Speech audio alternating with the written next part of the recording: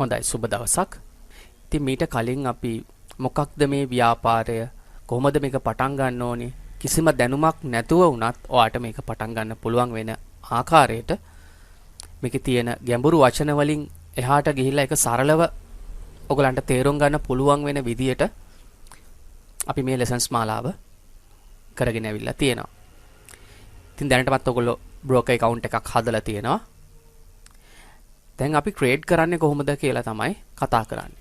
ඉතින් මේකට ඔයගලන්ට මේ chart view එකක් තියෙන්න ඕනේ. ඉතින් අද අපි සාකච්ඡා කරන්නේ කොහොමද මාකට් එක හඳුනගන්නේ. ඒ වගේම යම් ට්‍රෙන්ඩ් එකක්, ඒ කියන්නේ අපි හිතනවාද මේක අප් ට්‍රෙන්ඩ් එකක් කියලා. එහෙම නැත්නම් ඩවුන් ට්‍රෙන්ඩ් එකක් කියලා. කොහොමද අපි ඒක හිතන්නේ? කොහොමද අපිට ඒක හිතෙන්නේ කියන කාරණා ගැන අපි සරලව සාකච්ඡා කරමු. ඉතින් ඔයගොල්ලෝ මේ charts ගැන කතා කරනවා නම් මම පොඩ්ඩක් කියන්නම්. මේ තියෙන්නේ MetaTrader 5 කියන chart එක. මේ 5 මිනිත්තු 5 ඔයගොල්ලෝ දන්නවා එක කැන්ඩල් එකක් මිනිත්තු 5 නම් මේ හැදිලා තියෙන එකක් මිනිත්තු 5ක්. ඊළඟ මිනිත්තු 5 මේ කැන්ඩල් එක. ඊළඟ මිනිත්තු 5 මේ කැන්ඩල් එක. මේ විදියට මිනිත්තු 5න් 5ට තමයි මේ කැන්ඩල්ස් හැදෙන්නේ. අපි ටයිම් ෆ්‍රේම් එක විදියට මිනිත්තු 5 දුන්නොත්, මිනිත්තු 10 දුන්නොත් හැම හැදෙන කැන්ඩල් එකක්ම මිනිත්තු 10න් 10ට. මිනිත්තු 15 දුන්නොත් මිනිත්තු 15න් 15ට තමයි මේ එක කැන්ඩල්ස් හැදෙන්නේ. ඉතින් ඒක ඔයගොල්ලෝ දන්නවා මීට කලින් මම කතා කරලා තියෙනවා. මේ තියෙන්නේ යුරෝ USD මිනිත්තු 5 chart එක. හොඳයි. මෙතනින් එහාට අපි කතා කරන්නේ කොහොමද මාකට් එක හඳුනගන්නේ කියන කාරණේ. මේක තමයි binary options වල තියෙන වැදගත්ම කාරණේ. අපි බොහොම සරලව කතා කරන්න සූදානම් වෙලා ඉන්නවා. හැම කෙනෙකුටම තේරුම් ගන්න පුළුවන් වෙන විදියට. මාකට් එකක් මේ විදියට view කරගත්තාම මෙන්න මේ වගේ යම් රටාවන් එක්ක ඉහළ පහළ යෑම බලා ගන්න පුළුවන්. ඉතින් මෙතනදී අපි අරගෙන තියෙන්නේ යුරෝ USD කියන මුදල් ඒකක යුගලය මිනිත්තු 5 විදියට. මේ හැදෙන කැන්ඩල් එකක් මිනිත්තු 5 විදියට. ඉතින් සමහර අය යූස් කරනවා මේ ලයින් chart එක. ලයින් chart එක යූස් කරන්නත් පුළුවන්. නමුත් මේකෙදි පැහැදිලිව තොරතුරු ලබා ගන්න අමාරුයි. ඒ වගේම බාර් chart එකත් යූස් කරන අය ඉන්නවා. ඉතින් වැඩියෙන්ම යූස් කරන්නේ මෙන්න මේ candlestick කියන chart එක.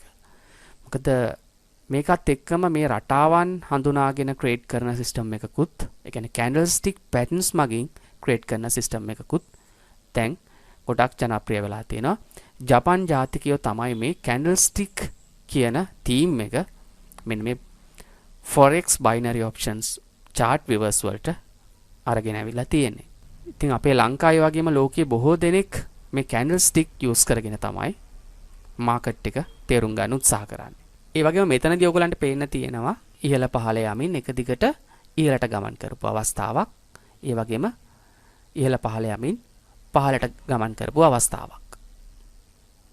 මේවට අපි කියනවා ට්‍රෙන්ඩ් එකක් කියලා. මොකක්ද? ට්‍රෙන්ඩ් එකක්. මේක short down trend එකක්. කෙටි කාලීන පහළ යෑමක්. මෙතනදී කෙටි කාලීන ඉහළ යෑමක්. මේකත් කෙටි කාලීන ඉහළ යෑමක්. මේවට අපි කියනවා ට්‍රෙන්ඩ් එකක් කියලා. මේ ලයින් එකක් ඔයගලන්ට ප්ලේස් කරලා පේනවා නම් මේ විදිහට මේක අප් ට්‍රෙන්ඩ් එකක්. කියන්නේ ඉහළට යන ට්‍රෙන්ඩ් එකක්. මේක ඩවුන් ට්‍රෙන්ඩ් එකක්. නැවත මේක අප් ට්‍රෙන්ඩ් එකක්. නැවත මේක ඩවුන් ට්‍රෙන්ඩ් එකක්. ওই විදිහට දැන් මේක ඩවුන් ට්‍රෙන්ඩ් එකක් විදිහට තියෙන්නේ. මේවට අපි කියනවා ට්‍රෙන්ඩ් එකක් කියලා. මේකෙත් තියෙනවා short trends, long trend කියලා. short trend එකක් කියන්නේ මේ වගේ කෙටි කාලින ට්‍රෙන්ඩ් එකක්. long trend එකක් අපිට බලා ගන්න පුළුවන් මාකට් එක zoom out කරාම මේ විදිහට දන්න රින ලකුණෙන් එහෙම නැත්නම් වගේ PC එකේ ලැප් එකේ keyboard එකේ තියෙන දන්න රින ලකුණු වලින් පුළුවන් මේක කරගන්න. මේක zoom out කරොත් මේ විදිහට මිනිත්තු 5 chart එක ගත්තොත් අපිට මෙතනදී බොහොම පැහැදිලිව පේන්න තියෙනවා මේක ලොකු down trend එකක්. long time එකකින් ගත්තොත් මේක ලොකු පහළට යෑමක්. ලොකු down trend එකක් තියෙන්නේ.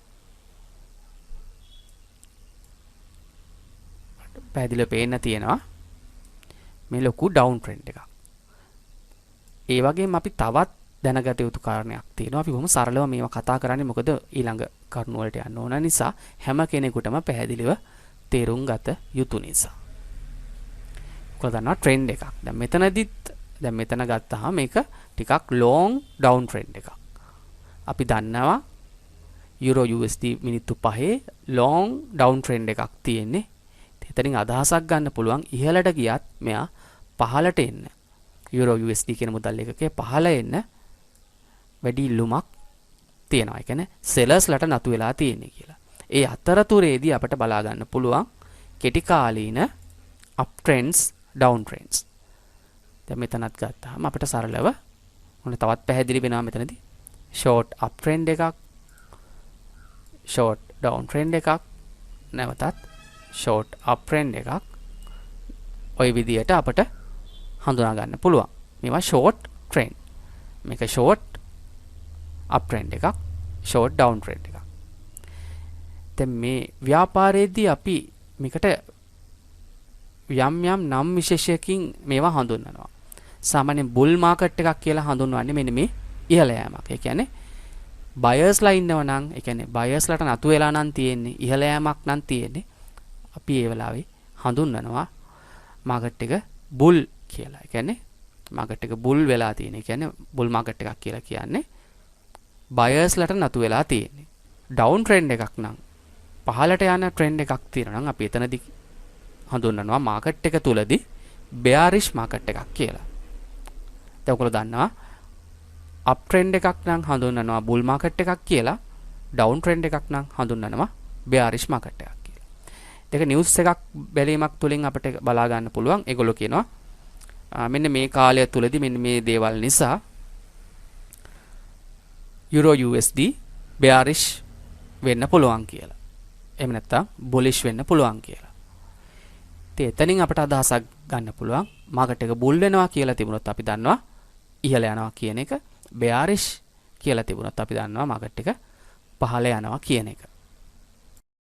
ඉතින් මෙතනදී ඇත්තටම සිද්ධ වෙන්නේ යුද්ධයක් වගේ දෙයක්. මොකද කිසිම මුදල් ඒකකයක් හිමි රටක් කැමති වෙන්නේ නැහැ තමන්ගේ මුදල් ඒකකය පහළ යනවට. ඒ කියන්නේ වටිනාකම පහළ යනවට.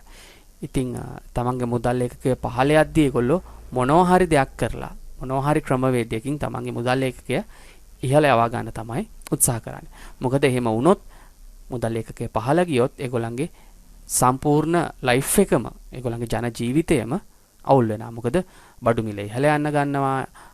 ඒගොල්ලන්ගේ අවශ්‍යතාවයන් වලට අවශ්‍ය දේවල් ලබා ගැනීමේදී ලොකු වියදමක් දරන්න වෙනවා, තියෙන වියදමට වැඩියෙන්. ඉතින් ඒ නිසා ඒගොල්ලන්ගේ රජය, ඒ මුදල් ඒකකයේ හිමි රටට අදාළ රජය, එහෙම නැත්නම් බැංකු සංගම් එකතු වෙලා මේවට තීරණ අරගෙන කොහොම හරි තමන්ගේ මුදල් ඒකකය ඉහළ යවා ගන්න තමයි උත්සාහ කරන්නේ.